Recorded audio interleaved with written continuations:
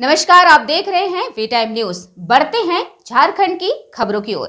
बेरमो अनुमंडल अंतर्गत गांधीनगर के संडे बाजार में रविवार को परमवीर अब्दुल हामिद स्मृति भवन में यूनाइटेड मिल्ले फोरम, शोषित मुक्ति वाहिनी व आदिवासी मूलवासी अधिकार मंच के संयुक्त तत्वाधान में रविवार को विचार गोष्ठी का आयोजन किया गया।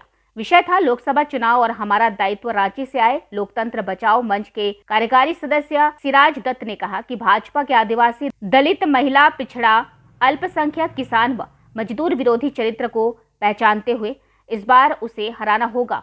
शोमुआ के सलाहकार सुबोध सिंह पवार, लोकतंत्र बचाओ अभियान के बीबी चौधरी और मंथन ने कहा कि भाजपा जनता को धर्म और पहचान के आधार पर बांटकर चुनाव जीतने की जगत में है। फोरम के प्रदेश महासचिव अफजल अनीस ने कहा कि बांटो और राज करो की नीति चिंता का विषय है। शोमुआ के पूर्व सचिव जयंत तांती, दामोदर बचाओ मंच के गुलाब प्रजापति, आदिवासी मूलवासी अधिकार मंच के दिनेश मुर्मू, मनोज सिंह पवार, मोहम्मद नसीम, मुकेश सिंह ने भी केंद्र सरकार की नीतियों की आलोचना की।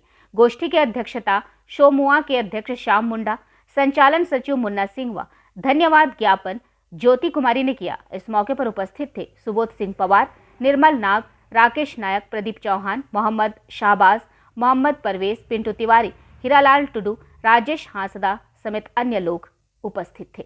आज की जो बैठक है वो मुख्य रूप से आज की जो राजनीतिक परिस्थिति है, देश में जो तानाशाही का संकट है, एक व्यक्ति, एक संगठन के निरंकुशता में जो देश चल रहा है, उसके मुकाबले के लिए लोकसभा चुनाव में क्या भूमिका निभाया जाए, इसके लिए लोकतंत्र को बचाना ये नारा आपका लगातार रह रही है। इनके खास मकसद क्या है? लोकतंत्र बचाने का संदर्भ समझिए कि भारत में लगभग 100 साल का आज़ादी का आंदोलन चला और उसके बाद संविधान बना, उसके आधार पर देश चल रहा है।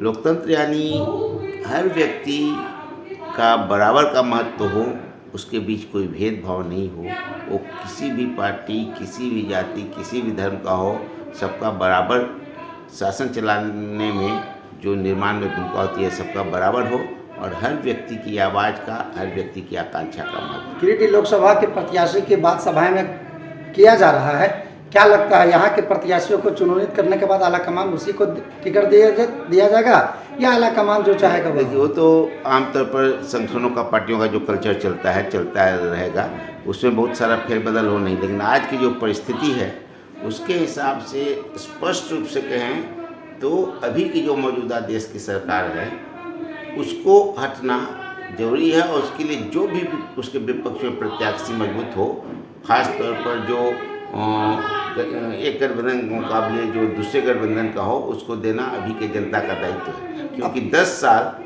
ध्यान दीजिए कि 10 साल किसी भी शासन का चलना और शासन के दिमाग में क्या होने लगता है कि हमको हटाया नहीं जा सकता। तो मिजाज ये मनमाना नहीं होना चाहिए और ये घमंड नहीं हो जाना चाहिए, और वो घमंड अभी के शासक में जो देश की सरकार है उसमें दिख रहा है। इसका उसको तो कम से कम तोड़ना है, नहीं तो तानाशाही स्थापित होगी तो क्या कुछ चीज़ नहीं बचेगा, संविधान तो नहीं बचेगा, संसद का कोई महत्व नहीं बचेगा। जिस तरह से लोगों को संसद से हटा के, माने 100 से ज़्यादा लोगों को हटाने के बाद जिस तरह से कानून पास हो रहा है, वो तो बहुत खतरनाक है। बातें गिरिडीह लोकसभा की कही जा रही है और जो लोकसभा जीतते हैं सरकार केंद्र में बनता है।